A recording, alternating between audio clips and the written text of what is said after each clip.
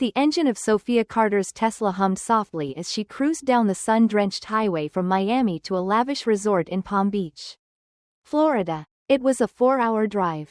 But the anticipation of her younger brother Nathan's wedding fueled her. At 32, Sophia was a powerhouse, a CEO of Carter Hospitality Group, a rising star in Miami's luxury hotel scene. Her emerald green gown shimmered under the dashboard lights, and the diamond studs in her ears caught the occasional glint of passing street lamps. Today wasn't just Nathan's big day.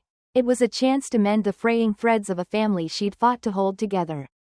She'd wired $10 to cover every detail of this wedding, venue, catering, even the bride's dress, hoping her generosity would bridge the growing distance she'd felt for years.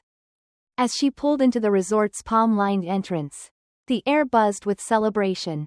Music spilled from the open-air pavilion, and laughter echoed from guests sipping cocktails under twinkling lights. Sophia's heart lifted. She stepped out, smoothing her dress, clutching the payment confirmation in her purse like a talisman. But as she approached the grand glass doors, a figure loomed in her path, her father. James, 58, a burly man with the weathered hands of a former contractor. His face was a mask of stone, his eyes devoid of warmth. "Sophia," he said, voice low and sharp, "what are you doing here?" Her smile faltered. "I'm here for Nathan's wedding. The one I paid for." James crossed his arms, blocking the entrance. "Money doesn't buy you a place in this family." Before Sophia could process his words, Nathan appeared, his arm around his bride. Rachel, 27. A cruel smirk curled his lips. Rachel's white gown, bought with Sophia's money, glowed under the chandelier light. "If you'd bothered to show up for us instead of just throwing cash around, maybe you'd belong here," Nathan sneered. Behind them, relatives and friends clustered, their whispers sharp as knives. Some chuckled, as if this were a rehearsed scene in a play Sophia hadn't been invited to star in. The ground seemed to tilt beneath her. "I paid $10 for this," she said, her voice steady despite the tremor in her chest. "I booked this entire venue." She pulled the receipt from her purse, holding it like a shield. Nathan's eyes glinted with malice. "You can't buy love, Sophia. Maybe if you cared about Mom instead of your fancy Miami life, we'd want you here." The words hit like a slap. Memories of the past 5 years flooded her mind, the strained phone calls with her mother, Linda, 56, James's growing coldness, the way family gatherings had quietly excluded her. It all started when Linda suffered a stroke 5 years ago. Sophia, then 27, had flown to Florida, ready to pause her career to care for her mother. But Linda, frail but fierce, had gripped her hand in the hospital and said, "Don't give up your dreams. Sophia, supporting us from afar is enough. I'm proud of you." Sophia had honored that wish. She sent thousands every month for Linda's medical bills, rehabilitation, and professional caregivers to ensure the best care. She flew to Florida every month, spending weekends with Linda, sharing coffee, watching old movies, and cheering her through physical therapy. James and Nathan had agreed to this arrangement. "Thanks to Sophia's money, we're getting Mom the best care," James used to say, his voice warm with gratitude. But over time, that warmth curdled. James began accusing her of prioritizing her career over family. Nathan's resentment grew sharper, his jealousy of her success seeping into every conversation. Last Thanksgiving, Nathan had cornered her in the kitchen, a whiskey glass in hand. "What? You think you're some hotshot CEO now? Living in your penthouse, acting like you're above us?" he'd slurred. "You send money to ease your guilt. But you're never here. I'm the one dealing with Mom's bad days." The truth? Nathan barely lifted a finger. The caregivers Sophia paid for handled Linda's daily needs. Nathan lived off her money, funding his car payments and bar tabs while painting her as the absentee daughter. Now, standing at the wedding she'd funded, Sophia saw the full scope of his betrayal. "Where's Mom?" she asked, scanning the crowd for Linda's familiar silver hair. "She's inside, celebrating with people who actually love her," Nathan snapped. "Don't ruin her day with your drama." The whispers grew louder. "That's Sophia, right? Always working. Never comes home." Nathan said she just sends money and leaves their mom to strangers. The lies stung deeper than she expected. No one mentioned the caregivers she'd hired. The monthly visits. The late-night calls with Linda to keep her spirits up. No one knew how she'd cried after every visit. Hating the distance but trusting she was doing right by her mother's wishes. You should have thought about this when you chose success over family, James said, his voice cutting like gravel. This is for real family. The words shattered something inside her. Sophia realized Nathan had spent years poisoning the family against her, exploiting Linda's memory loss to rewrite history. Her success, her company's expansion, her industry awards, the pride Linda once felt, had become a weapon in Nathan's hands. He couldn't stand that she'd built something while he floundered. Jobless and bitter, Sophia straightened, her voice calm but firm. Tell Mom I love her. I hope she enjoys the party I paid for. She handed James the receipt, turned on her heel, and walked away. Nathan's triumphant laugh followed her, joined by Rachel's sharp giggle. The humiliation burned, but it was only the beginning. In the parking lot, Sophia gripped her steering wheel, fighting to steady her breath. A tap on her window startled her. A man stood there, tall and hesitant, his suit slightly rumpled. I'm Rachel's brother, Michael Harris, he said, his voice soft but urgent.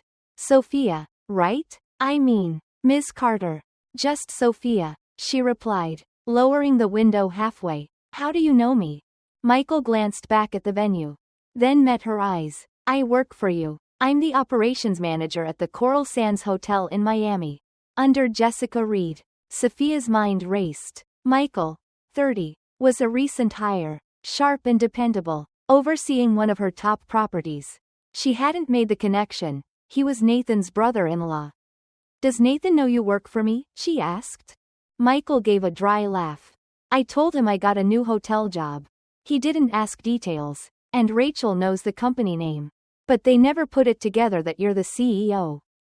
The irony was bitter. Michael didn't report directly to her, but she was undeniably his boss. Can I sit? He asked, gesturing to the passenger seat. There's something you need to know. Sophia unlocked the door. Michael slid in, his presence filling the car with a tense energy. What they did to you was wrong, he said, running a hand through his hair. I should have spoken up back there. Then why didn't you? Her voice was sharper than intended. It's messy, he sighed. I've only been part of this family for 6 months. Since Rachel and Nathan got engaged. I'm still figuring out how toxic they are. Sophia's lips twitched. A humorless smile. Well, you got a front row seat tonight. Michael leaned forward, his voice low. Last night, at the rehearsal dinner, Nathan and your dad planned what to do if you showed up. They wanted to humiliate you. Your mom wasn't in on it. She thought you were coming. A chill ran down Sophia's spine. The rejection wasn't spontaneous, it was a calculated performance. Does Mom know I'm here? She asked. No, Michael said, his jaw tightening. Nathan told her weeks ago you declined the invite.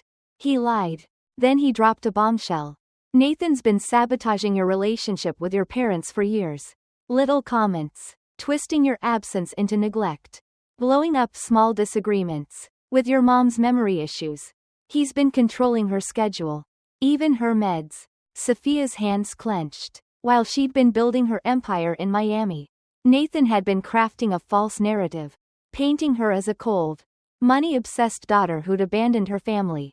Her success, her bond with Linda, her sacrifices, they were all threats to his fragile ego.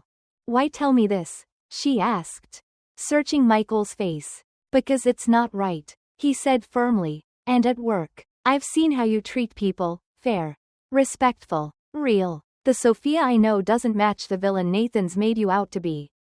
Seeing my boss humiliated by my in-laws? It's disgusting. His words sparked something in her, a flicker of resolve. She could walk away, let Nathan win, but the truth deserved to be heard. Okay, she said, her voice steady. It's time everyone knows the real story. Including Mom. They stepped out of the car, heading back toward the venue. The music grew louder, the lights brighter, but Sophia felt a shift inside her.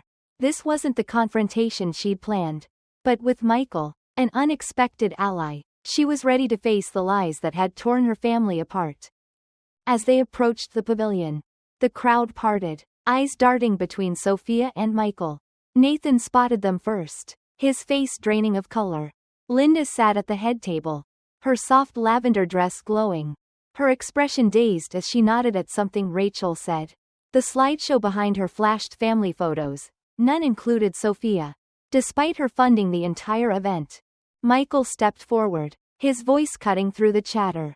Everyone, I'd like to introduce Nathan's sister, Sophia Carter, my CEO at Carter Hospitality Group. The room fell silent. Linda's head snapped up, her eyes wide with confusion. Then joy. Sophia, she whispered, struggling to stand. Nathan stormed toward them, fury in his eyes. But Sophia was done being silenced. The truth was about to unravel. And nothing would be the same. The parking lot of the Palm Beach resort was a quiet refuge from the pulsing music and laughter spilling out of Nathan's wedding reception. Sophia Carter sat in her Tesla, her knuckles white around the steering wheel, her emerald green gown now feeling like armor that had failed her. The sting of her father James's words, "This is for real family," and Nathan's cruel smirk as he barred her from the celebration she'd funded with $10 burned in her chest. At 32, Sophia, the CEO of Carter Hospitality Group, was no stranger to high-stakes confrontations. But this betrayal from her own blood cut deeper than any boardroom battle. She was ready to drive away, to leave the lies and humiliation behind, when a sharp tap on her window snapped her back to the moment.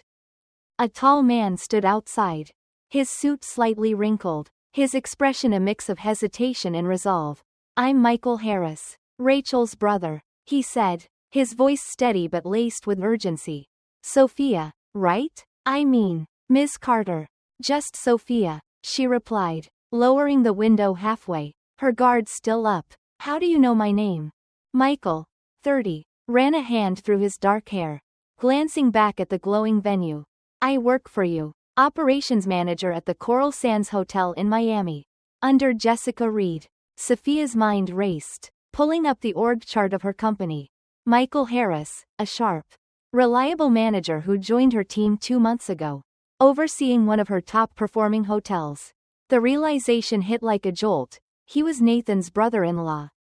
"Does Nathan know you work for me?" she asked, her voice tight. Michael gave a wry chuckle. "I told him I switched to a new hotel job. He didn't ask for specifics. And Rachel knows the company name. But they never connected the dots that you're the CEO."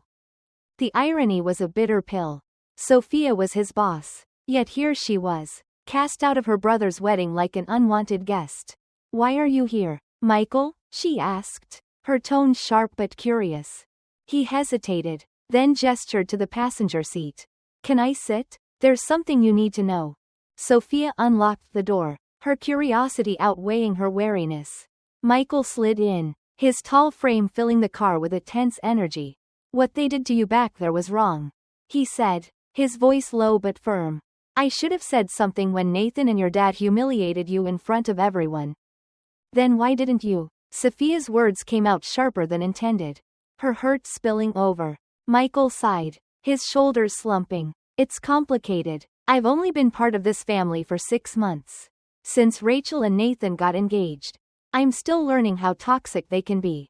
He paused, meeting her eyes. "Last night, at the rehearsal dinner, I overheard Nathan and James planning what to do if you showed up. They wanted to make a scene. To shut you out publicly. Your mom wasn't part of it. She thought you were coming."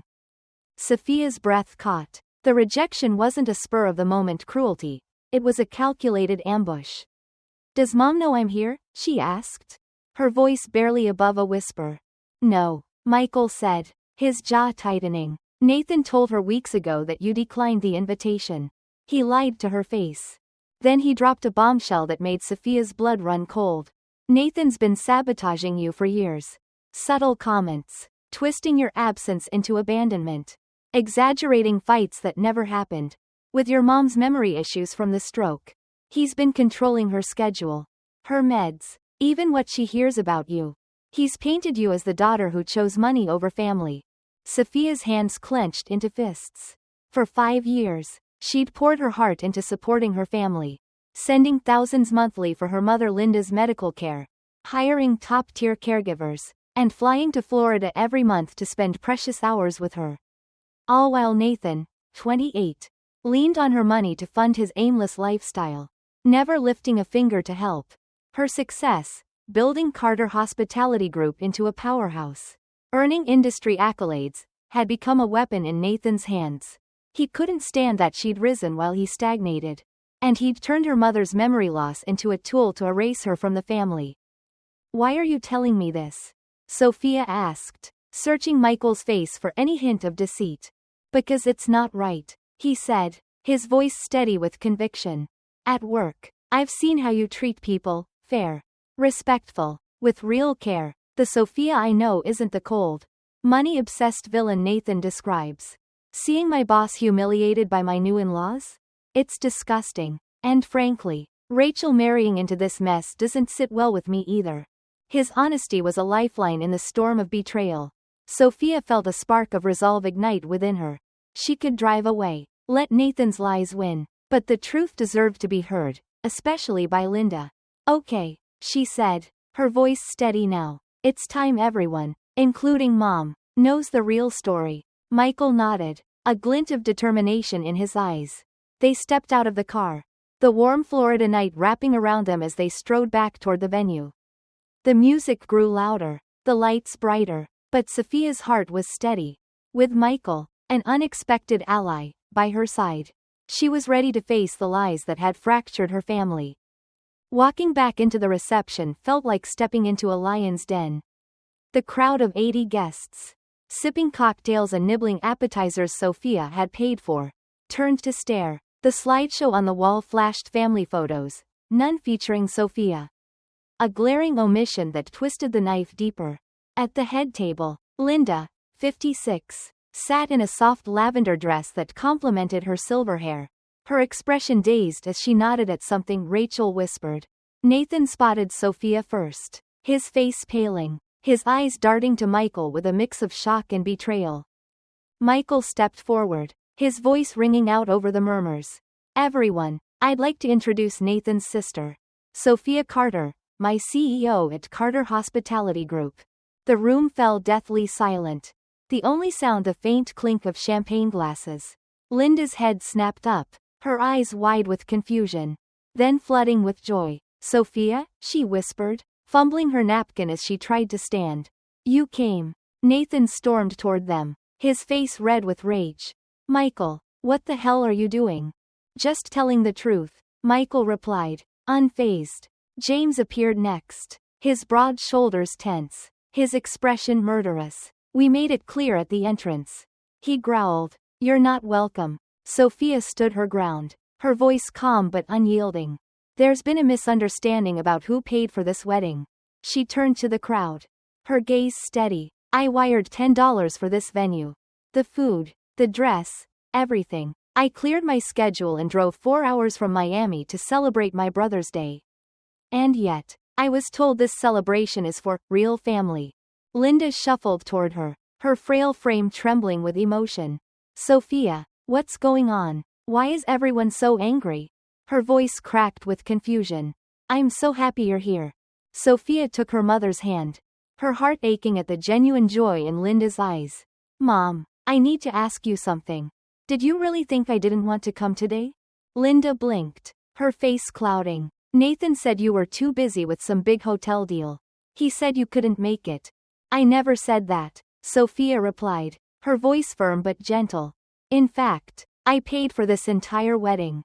And they turned me away at the door, saying I'm not family." Linda's eyes darted between Nathan and James, fear creeping into her expression. "James, is this true?" James's face flushed crimson, but before he could speak, Linda's voice cut through, stronger than Sophia had heard in years. "Sophia is my daughter. Of course she's welcome at her brother's wedding." The room was so quiet you could hear the fizz of champagne. Guests shifted uncomfortably, their whispers dying out. Sophia seized the moment, her voice rising to address the crowd. "For years, my financial support was welcomed. But my presence was rejected. My success was twisted into abandonment. My generosity recast as obligation. That's not the truth." She turned to Michael. "What did Nathan say about me?" Michael didn't hesitate. He said you're cold, obsessed with money, that you look down on the family. That's a lie, Sophia said, her voice steely. I've paid for Mom's medical care, her rehab, every emergency this family faced. I visit every month, despite my schedule. But Nathan's been using Mom's memory loss to paint me as the villain. Nathan's composure shattered. You don't get it, do you? He shouted, his voice raw with years of pent-up resentment. You got lucky, Sophia, playing CEO in your fancy office. I'm stuck here, going nowhere, and Mom still talks about you like you're perfect. You pay for everything, and they treat you like a saint, while I'm just the screw-up son. The outburst silenced the room. Linda's voice, soft but piercing, broke through. Nathan, I've never compared you to Sophia. I love you both, just differently. Her eyes filled with tears. Why are you so angry? Why would you lie about your sister? Nathan's face crumpled, anger giving way to shame. Because she makes it look so easy. He muttered, his voice cracking. She sends a check, and everyone's grateful. I'm here every day, and it's never enough. Sophia stood stunned. Nathan's dependence on her money had festered into shame. And that shame had fueled his campaign to erase her. Linda turned to the guests. Her voice firm despite her frailty. Everyone, I'm so sorry. Please enjoy the celebration. My family needs to talk privately. She pointed to a side room. And Sophia, James, Nathan, and Michael followed. The weight of the moment pressing down on them. In the small room, Linda took charge, her presence commanding despite her delicate frame. James, she began, did you really send our daughter away from a wedding she paid for? James shifted, his usual bravado faltering. I thought I was protecting the family. Nathan said she called us beneath her. That she was too successful to care. I never said that, Sophia interjected, her voice quiet but firm. I said I sacrificed everything to support this family. That's not an attack, it's the truth. Linda turned to Nathan, her gaze piercing. Have you been poisoning our relationship with Sophia? Nathan's bravado collapsed. I was tired of living in her shadow. He admitted, his voice barely audible. She sends a check, and everyone's grateful. I'm here every day, and it's never enough. The pieces fell into place. Nathan's manipulation. His exploitation of Linda's memory loss. His lies to keep Sophia at a distance. Michael spoke up, his voice steady. The Sophia I know as a CEO isn't the villain Nathan describes. She's fair, dedicated, and she doesn't deserve this. Nathan glared at him. You're taking her side? Your boss over your own family? This isn't about sides. Michael shot back. It's about the truth. Sophia took a deep breath. Her voice calm but resolute. I want a fresh start, for all of us. But it has to be built on honesty. No more manipulation. No more gatekeeping. No more accepting my money while erasing me. Linda reached for Sophia's hand. Her fingers trembling. I've missed you, Sophia, more than you know. James cleared his throat, his voice gruff. If what you're saying is true, maybe I misunderstood some things. It wasn't an apology, but from James, it was a seismic shift. Nathan said nothing, his eyes glistening with shameful tears. The confrontation had laid bare the lies that had festered for years. But it was only the beginning of the reckoning. In the months that followed, Sophia transformed her life. She set firm financial boundaries, halting automatic payments to her family. All requests now required clear explanations, and only true emergencies, medical or essential, qualified for her support. She continued funding Linda's care but made it clear, love wasn't a transaction. Linda began to remember the moments they'd shared, the monthly visits, the coffee dates, the laughter over old movies. I let Nathan cloud my mind, she admitted during a tearful call. I'm starting to see you again, Sophia. Their bond grew stronger, rooted in honesty. James's attitude softened. During a call, he said, Sophia, I was wrong. I believed Nathan's version of you.